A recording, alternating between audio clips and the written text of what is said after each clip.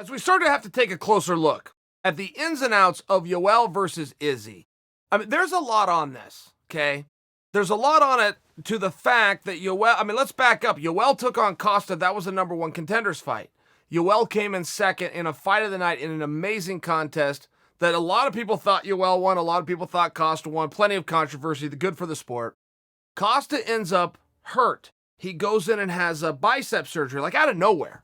Flew to Australia, sat front row, watched Izzy and Whitaker fight. Costa was the number one contender, not he was going to fight Izzy. He's going to fight whoever the champion is. That could be Whitaker as well. So he's in the front row. Izzy gets all worked up, calls him out, teases him. Whatever happens, Costa accepts the fight. I mean, he was there. He'd already earned the fight. There was no wonder was he going to accept it. And then out of nowhere, goes in and has surgery on his bicep. Like, didn't really say anything to anybody. It just went under the knife. It was kind of one of these weird things. But then you go, well, what do we do now? What do we do with the division? Who's the number one contender? I didn't know the answer to that myself. Because right after that happened, Till comes up, knocks off Gastelum. Whitaker had just lost. Costa is now out. Weidman leaves the division. Rockhold follows him to 205. Jacare follows him to... I mean, the whole thing was, who's the number one contender? I was arguing it might be Darren Till. I might still be right. But Adesanya wanted Romero, called and pleaded his case to Dana, said, man, don't punish me for being champion. I don't want to just be champion. I didn't sign here as champion. I signed here to be a fighter. There's guys I want to fight. The number one contender's out and we're going to go to something else anyway. Consider this son of a bitch. Nobody else wants to fight. Turns out I do. Okay, I mean, that's a pretty interesting story. And if you're Dana on the other end of the phone, that's a hard argument to... That's a tough argument to say no to, particularly when you add it. Nobody wants to fight Yoel. Yoel's one of the most explosive and deceptive athletes in the entire UFC. Now, history says when a great grappler takes on a great striker, the great grappler wins more times than the great striker wins.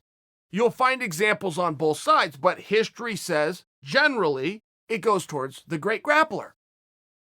While Yoel may be the most decorated wrestler in all of MMA. He may be. With world and Olympic medals, he might be. It's very tough to still put him in the grappling category when you could go watch all of his fights and he almost never grapples. He almost never grapples. There was some story, and I believe, so Yoel was on the Olympic team for Cuba for wrestling, but his brother was on the Olympic team for Cuba for boxing. If I'm wrong about that, his brother was an Olympic level boxer, but I'm quite sure was actually the Olympian. Point is, this is in the family. His brother probably did plenty of wrestling workouts. Yoel went and did plenty of boxing workouts. When Yoel made it to the pros, all of a sudden he wants to go with his hands. But Yoel is extremely deceptive. If you want to know anything you need to know about Yoel, go see his fight with Tim Kennedy, okay? Go see his fight with Chris Weidman. Go see his fight with Luke Rockhold. Any one of those three, and they're the same fight each time. Rinse and repeat. But he saves. He holds back. He'll throw minutes away. He'll throw exchanges away. He will throw rounds away. He is a rope-a-dope to the highest of level. He is well aware I have 15 minutes or I have 25 minutes. And if it takes me 9 or 10 or 11 to get you to slow down before I put my foot down and I turn into a drag car, a sprint car, then that's what I'm going to do. And that's what's so tough about fighting Yoel. He used to do this same thing in wrestling. It could be the Olympic tournament, the Olympic Games. It could be some side tournament. He's going to beat you by 1 point. You could be a pretty good wrestler and be 1 to 3 points against Yoel. Or you could be in the Olympic semifinals and be 1 to 3 points with Yoel. He's only going to do what he only score when you have to. That is a theory and a motto out of Cuba.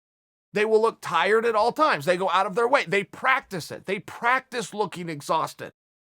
It's a rope-a-dope. It's a psychological effect. It's very hard to know what Yoel has left in the tank. We've seen him in 25-minute fights. We've never seen him stop. We've seen him look exhausted, but we've never seen him stop. We've seen him in 15-minute fights. He looks the same way. Exhausted. But he never stops. He's setting you up at all times. It's just a little bit tough to defer to the grappler versus striker because of Izzy being a pro kickboxer and Yoel being an Olympic wrestler. It's very tough to default to that when Yoel doesn't wrestle in fights. He'd rather hit you with a flying knee than a double leg. He'd rather step inside and hit you with a hook than he would an arm throw.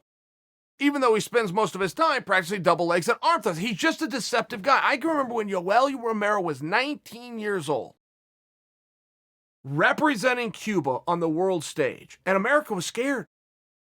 We had some of the top wrestlers in the world leaving the weight class because of this Cuban teenager. We had coaches sitting down in panic mode, thinking, what are we going to do and how are we going to draw the bracket and how do we get on the opposite side as the Cuban?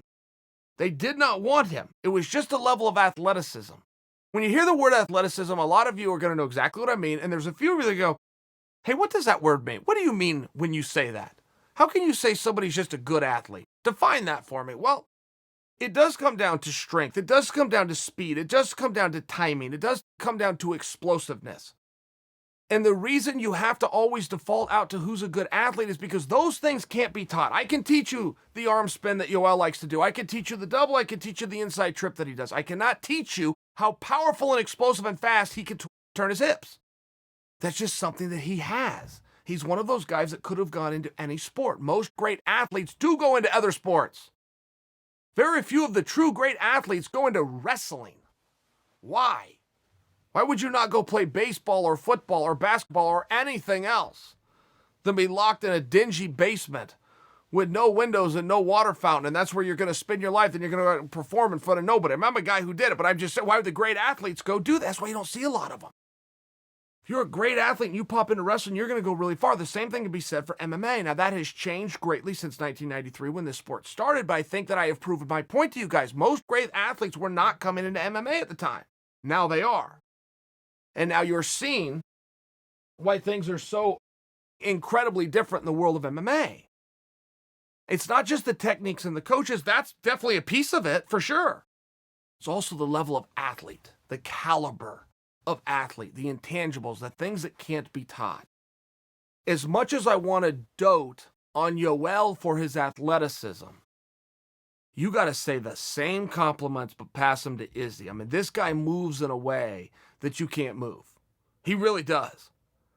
If you go see his performance with Robert Whittaker and think that you understand how great he is, you started the tape too damn late. Go and watch his walkout against Robert Whittaker. We learned a lot about Adesanya in that walkout. 57,000 people, largest MMA event of all time. He's in enemy territory, fighting for his dream, which is a world championship, and he's the B-side, which means he's walking first. It was as though nobody was there. It was as though he was back on the set of The Contenders. He dances to the ring in a choreographed dance with 2 or 3 of his childhood buddies in a routine that they had practiced together one time the night before, performed it on live TV perfectly. I mean, I got to tell you, this thing was synchronized to the highest of levels. It was great. But it also talks to you about his nerves. It talks to you where his head is at. It talks about you how he can compartmentalize the whole thing, know what's in front of him, only deal with this, enjoy that moment, then get into a fisticuffs, then go right into the promo against Costa, walk up to the set on ESPN Plus, go right back into promotion. I mean, he knew exactly what to do and he knew exactly when to do it. By the way, he moves in a way that other guys can't move. If you go watch his fight with Anderson Silva at 2 different points in that fight, and Anderson Silva moves in a way that other guys can't move. At 2 different points in his fight with Anderson Silva, the greatest of all time for that division, is he started breakdancing. This guy does stuff other people can't do, which is the argument I'm trying to raise for you about Yoel Romero. The bad news for Yoel Romero is his great skill set of grappling he chooses to not use. He chooses to stand here. You don't want to stand here with Adesanya. Many men have tried to stand here with Adesanya. They didn't get over on him. So it's a very interesting fight. And while Adesanya goes into this as the favorite, you can't take your eye off Yoel. Because the problem with Yoel is why he doesn't show his skills, he's still got them. He chooses to not show them. He believes in a different philosophy. He believes in throwing minutes and sequences and rounds away. If some coach grabs him and slaps him a couple times and says, we're not going to do that tonight, we're going to win every damn round, and he gets that through his thick head and goes out and tries to win every round, and he brings those skills with him. He's never done this before. It's not how he competes. He's very relaxed himself. He takes some time to warm up. He treats a fight like it's a hot bath. Puts his toe in, and then the foot comes and the leg. It takes him a little while to get into it. A lot of guys are like this. But if he is a coach who he respects, who pulls him aside and says, we're not doing that tonight. Tonight, there's 5 rounds. We're winning all 5 rounds. If he does that, I'm just sharing with you. It's a big if. I'm just sharing with you. You could see a Yoel that you've never seen before. Is that enough to beat Izzy? Hey, if you're parting with your money, you go and decide. There's not a whole lot of knocks that you can give Yoel, but a very fair knock that you could give Yoel from the first time I saw him when he was 19 years old is that he uses time and space differently than most guys. Most guys will look at the time and see how many points can I get before the bell goes off. Yoel will look at it and say, how few of points do I have to get before the bell goes off? It's very unique, and it has served him very well, and it has taken him very far, but he is one of these guys that only shows what he has to when he has to show it. There's always that extra trick in the bag, which is what makes every Romero fight interesting.